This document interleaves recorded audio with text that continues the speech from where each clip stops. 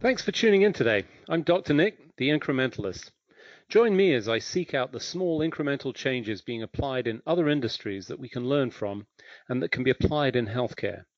Can these changes bring immediate value, but also add up to the big improvements and revolution we need in healthcare? Come along with me to explore the possibilities. My innovative guests from around the globe have used small incremental improvements to achieve their moonshot. And today, I'm delighted to welcome Ben Zaniello. He is the Chief Medical Officer for Point Click Care. Ben, thanks for joining me today. Thanks. Excited to be here. So if you would, tell us a little bit about your history and how you got to this point. You're an infectious disease doctor, which, I'm going to say in the last 3 years was probably pretty relevant and important, and you were maybe a little bit busy with some of that, but you've done a whole range of other things, and it's always helpful to get a bit of context about the individual that we're talking to. So tell us your story. Probably unusually compared to maybe a lot of other docs that spend time in technology. I actually did technology first. I graduated Stanford in the rational exuberance of the 90s and went straight into technology, decided it wasn't entirely as socially aligned. I was essentially helping people either sell or create faster widgets, and went into medicine. And after 12 plus years of medical training, fellowship, et cetera, I've used healthcare tech as a good opportunity to align my technology background and my, at that point, current passion for medicine. It's, again, a lot of medicine is about doing things at scale. I think most physicians, and I'm certainly a practicing physician, I see patients every week. I love that individual relationship, but the opportunity to do it at scale is a really big part of healthcare tech. In other words, not what I can do for this patient, but what I can do for a population. So I went kind of back into technology while just seeing patients part-time a little over 10 years ago, and mostly have not looked back. Yeah, so it's interesting. I would say that I had a similar sort of experience, but I didn't start in technology. Certainly in college or, qualifications, my journey through that was through school, through the original sort of concepts of technology. I could see this as a clear pathway, but medicine was what I wanted to do. And then I just became frustrated with the fact that nobody was talking technology. In fact, I carried around a little portable device. And the biggest mistake I made was that one of my patients made a little holster for it to make it portable. And I should have patented the holster. Forget the technology, because I'd have made a lot of money with all these clip-on things that people had. Nick, I was going to go in a totally different direction with that, which I thought you were going to say your biggest mistake was walking around the hospital with a holster. Oh, no, I was very proud of that. No, I was known as, that weird guy that had a brick clipped to his side, and it was a 2-line LCD screen with an ABC keyboard and 16K of memory plug in. But I used it. It was very effective. It was fantastic. But that launched me on my career. So I see that blending of the two worlds. And, I'm going to take a little bit of ownership here, and I'm interested to hear your thoughts about it. I contributed to the morass of electronic medical records. I implemented some of the very early versions of this, and I think we brilliantly decided that we were going to take the paper record and create a digital version, which was, of course, the right thing to do, right? Yeah, and also, since we're being upfront here, so did I, in the sense of having a technology background and then moving through the long and painful pre-medical, medical school, residency, and fellowship. I actually helped implement, in most cases, Epic at all of those institutions because I was either a practicing physician or a med student and knew technology and could explain it to others. So I got sucked into that. Now, I would like to think that I was the low person on the totem pole and I was just doing what I was told as a trained medical student fellow. So I really actually more blame you. But right. I was part of the system. I was absolutely part of that. Oh, I'm going to take even more ownership. I just, it was a horrendous mistake to actually automate what we had on paper and produce a digital version. It did not work. And of course, much like the move in technology, we've got digital, we're getting rid of paper. Hello, have you seen these printers? The high volume, it was the complete reverse. And I think we did the same with electronic medical records. We didn't really solve problems. And I know you've been knee deep in that. Tell us a little bit about your history through that process and where you see us in terms of the electronic medical record. Sure. I think it's kind of widely known today that most providers, physicians particularly, but also nurse and med tech, spend more time staring at a screen than they do actually practicing care. There's been many studies on this, and each is more depressing than the last. That in a typical patient encounter, the doctor is trying to, in that 20-minute allocated patient time that probably started late and also involved 7 other screening questions, now also includes having to capture all the data from the encounter to create a bill. And so they're sitting at the screen. They're not actually looking at their patient. Very few people can type and create a articulate note while staring at a patient. This is a huge bummer, right? It's been a huge bummer for providers. It's an even bigger bummer for patients. I mean, again, the practice of care is not always so much a complicated diagnosis or even a miracle treatment. It's really understanding where your patients are coming from, hearing their stories, and then often providing them the reassurance that it's not necessarily a clinical diagnosis for which they need 17 pills. It's often a reassurance that what they're going through, mental, behavioral health, physical or otherwise, will probably resolve on its own. But listening for the gotchas to ensure that your patient has a healthy, happy life and that you also retain your license. Again, this has all been undermined because I'm spending the entire time staring at the screen. One shift we're seeing, and again, a little bit about that move to electronic medical records, is how can we automate some of these tasks? So a lot of the things, the screening questions, for example, that everybody is still presented with when they walk into an office. Here's a piece of paper, go through these check marks. Okay, can we capture this in an automatic fashion on an iPad, have that automatically go into the medical chart, and anything that's yes, I am waking up in the middle of the night coughing blood, that actually gets relayed to the provider so that they can have a specific interaction about it. So there's a step there. And then the other piece is just the workflow part, which is creating a streamlined system where as the patient kind of moves through the encounter, the medical record is moving with you. It's pulling up the right data. It's putting it in the right place. All these things need to happen, or else we're going to see what we are seeing today, which is really unhappy providers, docs that say, I went into this profession to help people, and really I'm just a glorified typist. Yeah, and that's really, such a core problem, because you and I both went to medical school to see patients, not to see technology, even though we're both geeks, clearly. I'm just going to call you that because you sound like one. I'm just, but there we are.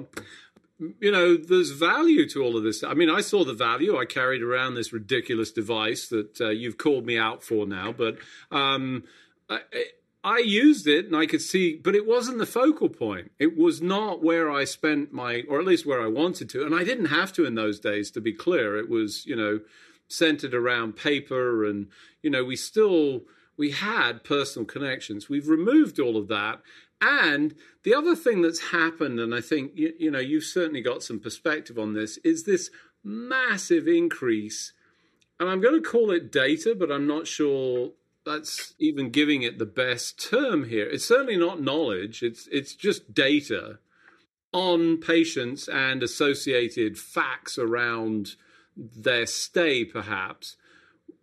We're overwhelming the clinicians in that experience.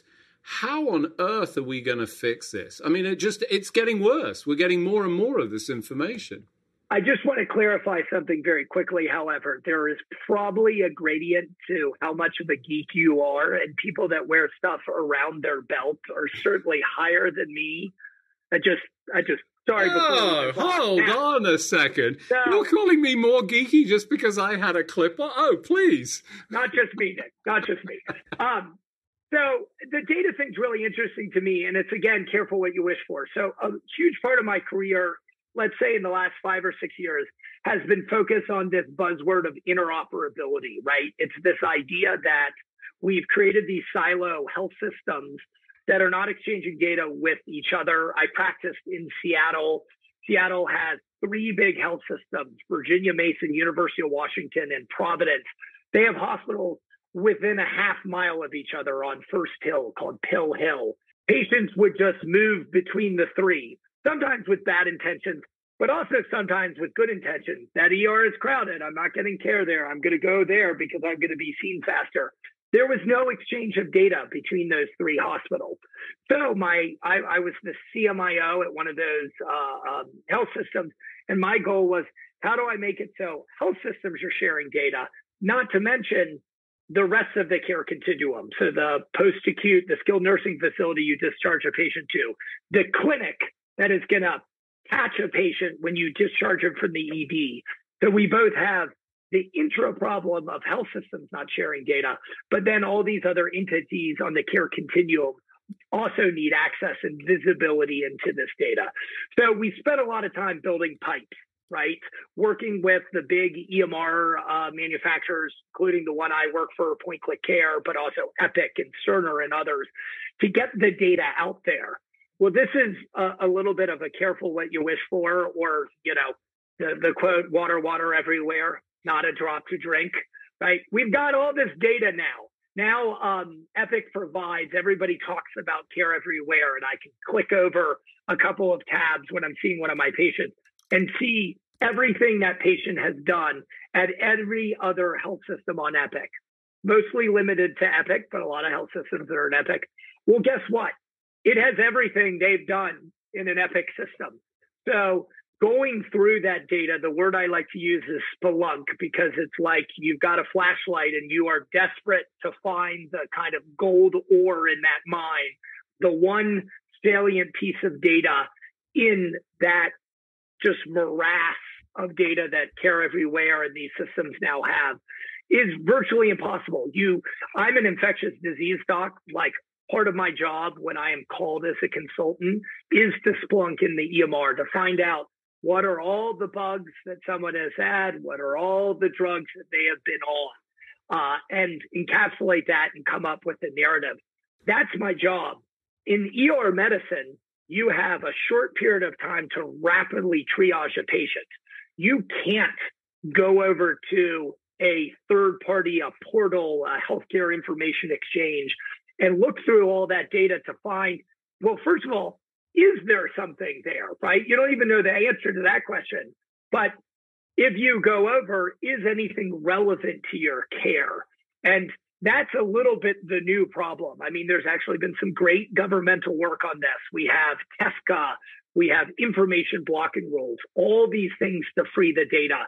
And if you and I talked 5 years ago, I would just keep repeating, free the data, let's force, cajole, carrot, stick, everybody into freeing the data. Now I'm like, oh my gosh, we have so much data.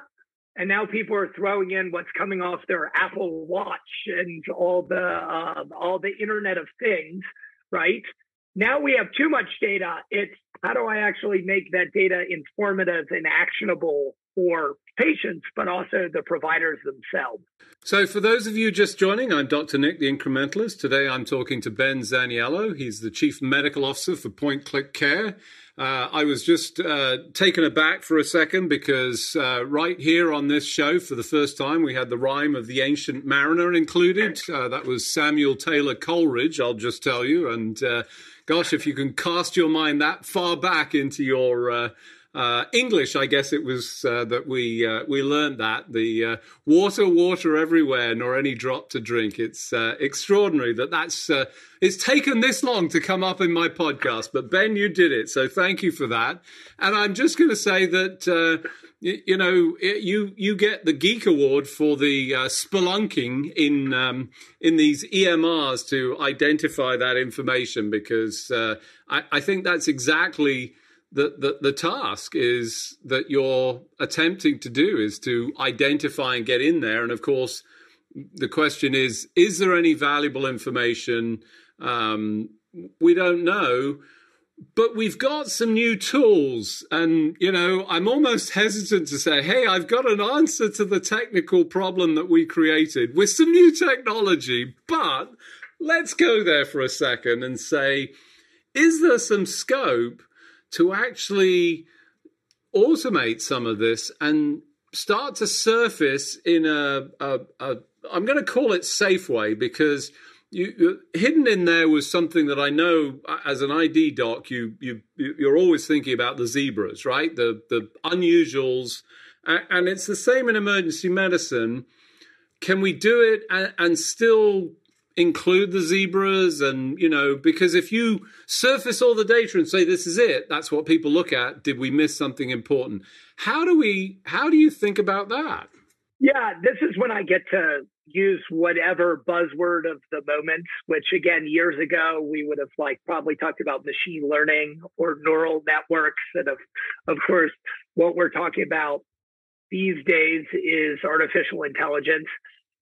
Like any doc, I a little bit throw my hands up and, with fear and say, what is AI going to do to my job, right? It seems like it's incredibly capable of writing my 16-year-old's college essays. I should say his application essays. He's not a Doogie Howser. He's still firmly in high school. I was a Doogie Howser, but go on. All right. Okay, just checking. Again, back to the holstered device. This doesn't surprise anyone, but I'm incredibly excited. What can I say? I'm excited by the promise of AI. I do have my concerns. I'm not worried that it's going to take my job or it's going to take over the hospital and shoot laser beams at me. But I would like to find kind of the use case that drives value. I think we're already seeing some of these clinical use cases. I think radiologists, for example, are recognizing that a computer reading a radiograph is getting that much better each time. And at some point, they're both going to be able to automate those million X-rays and also flag the zebras. That is a little bit I think, the promise of AI in that kind of data everywhere, which is they will both look for the things that are most relevant. This person's in the ER. They have had a trauma. I know that trauma and blood thinner are actionable items. In other words, I'm going to flag that at some point in this person's medical record, their last primary care visit a year ago, it was flagged that they needed to have a new INR, right? They needed to have their blood thinner level checked. That is actionable information in the ED that before we do surgery with this patient, before we do a procedure, before we do a lumbar puncture, we actually want to know if their blood is thinned and it needs to be reversed. So I think that type of thing, that sort of mass data being processed and then the nuggets being pulled out is a huge opportunity. I think sensitivity around, this is the best clinical pathways for this person, then probably like everyone else, I throw the health equity card and say, what has this been trained on? Right? We have so many examples where medical clinical pathways have been trained on, quote, the wrong model.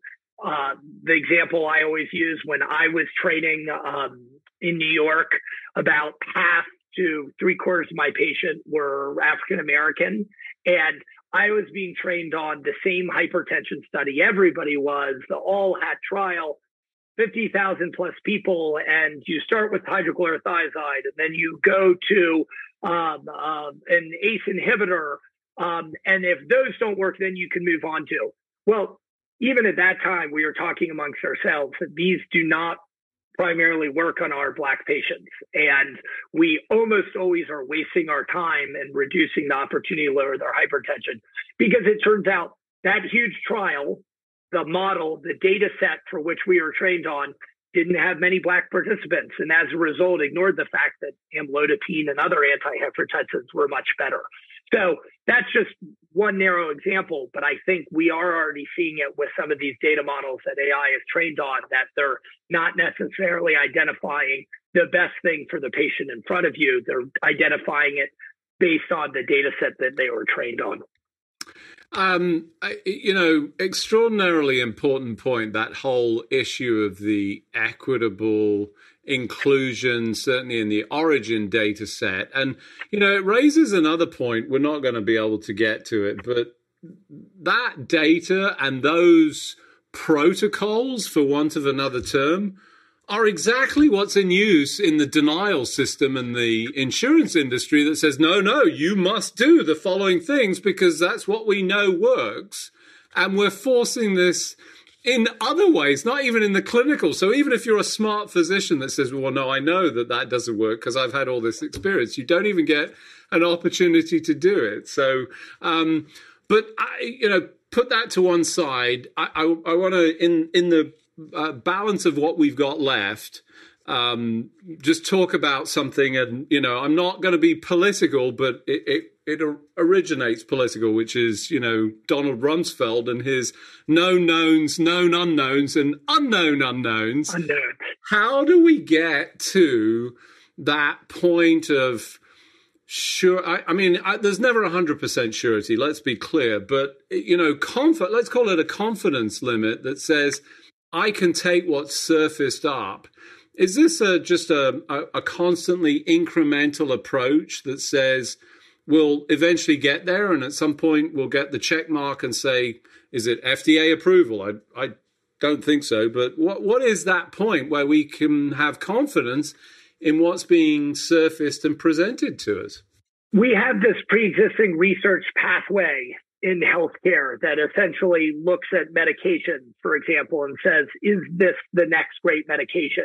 Now, careful what you wish for again, right? We've all seen how that pathway has been abused in the industry such that new medications come out that turn out to not be any better than the old medications. They just are more profitable, so they end up being pushed into the system. I think there's an opportunity to build a better but analogous model around technology. There's been a discussion with the FDA about regulating algorithms. I think that could be unnecessarily complicated, but knowing the great academic researchers across the country, I would love to turn them loose on looking at these algorithms, comparing them against conventional practice, seeing which is better, looking for the holes in the models, and ensuring that these things actually work. Back to the kind of incremental approach, this doesn't happen tomorrow, and I'm okay with that.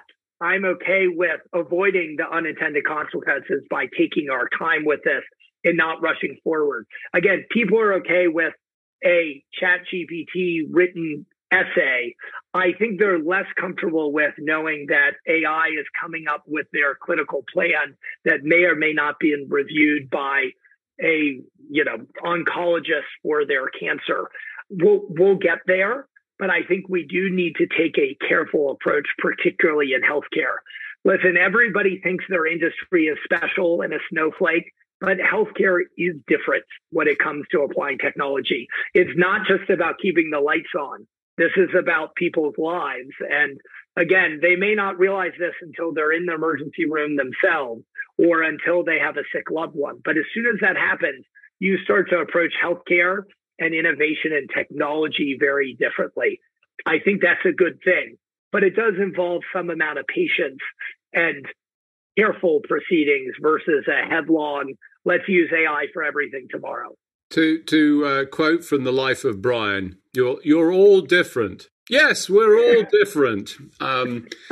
So I think a great summary of the sort of process and how we can get through this, And obviously, I'm a fan of the incremental approach, finding the small steps. And, I'm with you. I think letting the researchers loose and opening this up, I don't think shutting it down is the way. This genie is out the bottle. There's plenty of opportunity, but it's not entirely clear exactly how.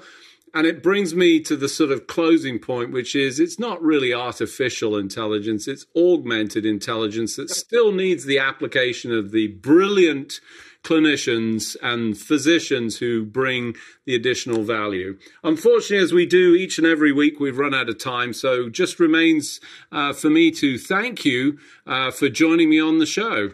Ben, thanks for joining me. And thanks for having me. Super fun. Any opportunity to call someone a geek, a fellow geek, I'll take. Thanks for joining me today. Do you have any better ideas, or have you found a small incremental change that's brought about a big improvement in your world? Let's continue the conversation on our hashtag, The Incrementalist, or share with me at DrNick1 on Twitter. You can find more information about the show on our program page at healthcarenowradio.com. And tune in next time to hear my discussions with leaders and innovators from around the globe who've revolutionized their space by using small incremental improvements to achieve their moonshot. I'm Dr. Nick, the Incrementalist, and I'm starting a revolution through evolution.